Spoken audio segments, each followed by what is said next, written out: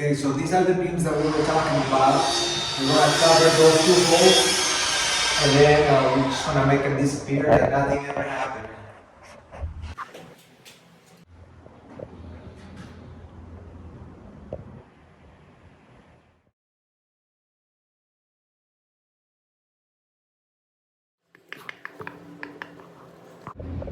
Every time you're doing bundle, you make sure that you sand it before you bundle it.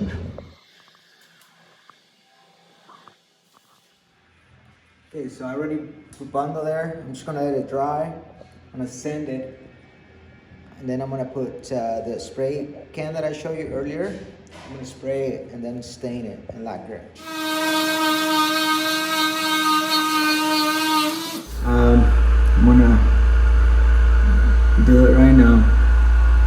I'm gonna spray the paint over that bundle patch, and then stain and then lacquer.